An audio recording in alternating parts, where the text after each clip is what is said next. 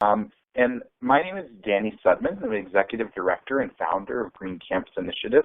I launched Green Camps Initiative as a nonprofit 501c3 through Community Partners, my fiscal sponsor, about a year and a half ago to support the camp community in accessing the benefits of sustainable development.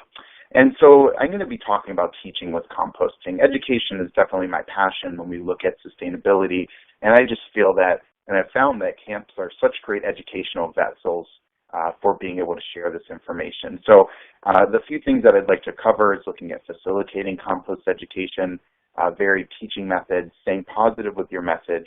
We're going to hear a fun compost cheer. We'll talk about worm composters and then touch on some additional activities and info we can go through there.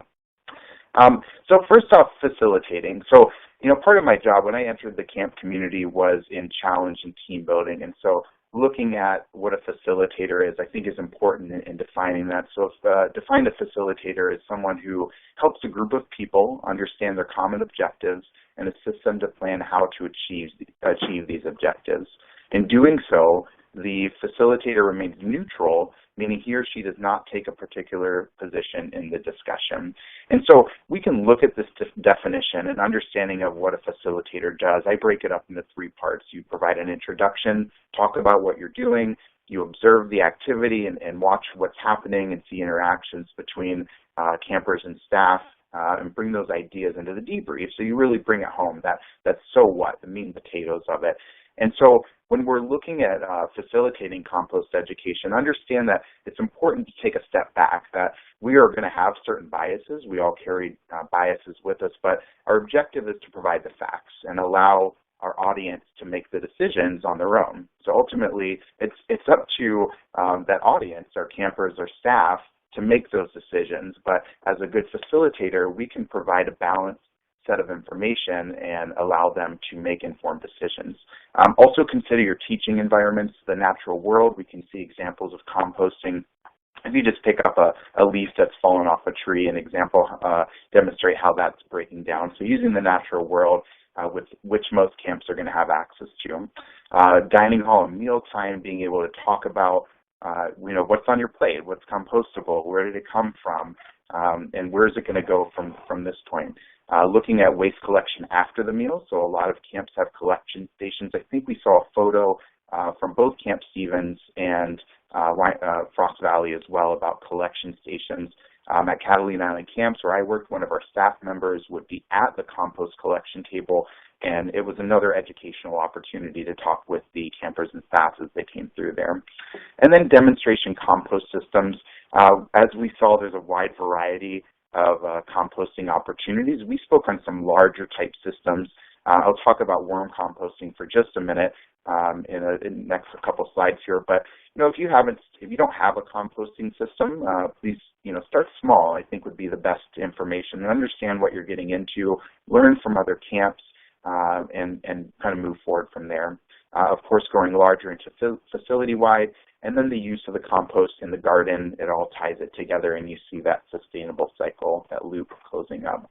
I also recommend using varied teaching methods, and as educators, as camp professionals, we're probably all pretty familiar with these different ideas, but understanding that we have a diversity of youth and adults that typically attend camp programs, so choosing a method that is best going to reach them. So discussion obviously is the most efficient way to share information. So you can, as I'm doing right now, I can talk to you and share information directed at you very efficiently, but it might not be the most engaging. So consider hands-on, free-flow exploration, using visual aids and skits and stories and songs and so forth to incorporate in there. Also, making sure that we're staying positive with the message. So being able to introduce the activity, going back to those ideas with the different teaching methods, using stories and visual aids and songs and skits to keep it light and fun. I didn't even put the term in here, but the idea of doom and gloom, that's something that comes up pretty often with camp professionals when it comes to sustainability topics. And then the debriefing as well, focusing on the so what. Do prepare your debrief questions ahead. And you might not even need to debrief very far into an item, but if you want to have a deeper discussion, prepare those questions and be prepared to answer, and potentially approach or avoid, address some of those doom and gloom issues. My favorite open-ended question is, tell me more in those debrief processes. And then finally with that is create a call to action. So if we're talking about composting and the challenges, maybe we can talk about erosion or other health issues or other soil type quality issues, growing, agriculture. Create a call to action. Ask your campers or staff who you're doing this lesson with to make a call to action, whether it's to take what you eat and eat what you take, or whatever it might be to support those actions there. So at this point, I want to give a shout out to Amy Carlson from LifeLab. Carrie from the U.S. Composting Council made an introduction, and we were able to get together, and she shared some great ideas. We had a wonderful chat. Unfortunately, they weren't able to make the webinar with us today, but she did go home that day of our conversation and made this video with her daughter. So we're going to go ahead and pass it over, and Amy and her daughter will teach us a quick compost shear. So right now we're going to talk about how to build a compost pile. Have you ever built one? Yeah, so when you build a compost pile, you usually build it in layers. We think of it kind of like building a cake. Like when you make a cake, you can do a layer of cake and then a layer of frosting on top of that, and maybe even some slices of strawberry in the middle, and then another layer of cake and then some frosting. But when you build a compost pile, what would you think would be in the layers? Greens and browns. Greens and browns. What's in greens, browns, and manure? You got it. But what's in the greens? If you build a layer of greens, vegetables. Sure, vegetables and and fruits and green stuff, like living, like plants that were recently alive, still green. Good. So food scraps and fresh plant material is going to go in that greens layer. What's in the browns layer? Dead plants. Yeah, dead plants like leaves or straw or other dead plants from the garden. Great. And of course we know what's in the manure layer. And so when we're building our layers, right now we're going to act that out and build our own compost pile with our hands. So can you put that down? All right, great. So I'm going to be a layer of browns to start with. What are you? Greens. Okay. Manure? Brown. Okay. And if we had more hands, we'd build this pile up higher. But this is all the hands we've got for now, so this will do. So our compost pile is done, but pretty soon it could use turning. So right now we're going to go 1, 2, 3, and then we're going to throw our hands behind us and turn the pile. Okay, ready? 1, 2, 3, turn the pile! Put everything back in. All right, now it's going to decompose so much more quickly.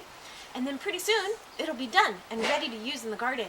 And so right now we're going to go 1, 2, 3, and then throw up our hands and yell, go compost. Ready? 1, 2, 3, go compost! Ta-da! All right. Well, and thank you again to Amy for putting all that together, and your daughter, of course. What a fun way to talk about the different layers of compost there. So just moving forward, we had just a couple more points. We are kind of towards the end of our presentation time, and we'll be moving into Q&A. I did want to talk about the worm compost. So some Carrie had mentioned, worm composters are a really, really simple way to get started with compost. And the other benefit is that they're very portable. I've talked with day camps before, and I know our last webinar on water efficiency might not have been directly geared towards the day camps, and having a big compost program might not be as well, but a small home composter, worm composters are something that you can implement. Kids love playing in with the worms, and they're really inexpensive to put together. The follow-up resources will have some more tools for you to build those out, but as you can see here, just the basic setup, your different layers and your trays. On the right, there's some buckets. There's also some of these Rubbermaid containers, which are pretty regularly seen in there. I've also seen garden kind of flats, nursery flats that have been used there. So some follow-up resources to come for that. And then additional resources, and these will also be outlined in the follow-up, but starting a Clean Plate Club so that you only take what you can eat and eat what you can take. Looking at that, ways to reduce our streams before we even kind of get into the waste cycle there. Make your own composters, looking at some mealtime activities, compost critter cards are really cool, and we can adjust our perspective and take a look into another community and what's happening in those compost piles. There's some great composting guides available, educational signage. So we talked about visual aids are a great way to teach. I think signage can be one of the most powerful educational tools when an individual can look at a sign, they're gathering the information on their own, and it's ultimately, like we said before, it's up to them what they do with that information. And you didn't have to put any energy into talking to them or sharing that information. They will bring that on their own, and what an empowering opportunity to see. And then there's resources on how you can use your compost. And then definitely Pinterest is a really good opportunity. I've been getting into Pinterest a lot because there's some great ideas out there, and they're very shareable. So please do check out the Green Camps Pinterest page. And then, of course, to the right, there's a handful of organizations that you can refer to with some more information. So before we move into the Q&A session, I just wanted to do a quick overview of what Green Camps Initiative is. I had mentioned that we're providing support and resources to the camp community.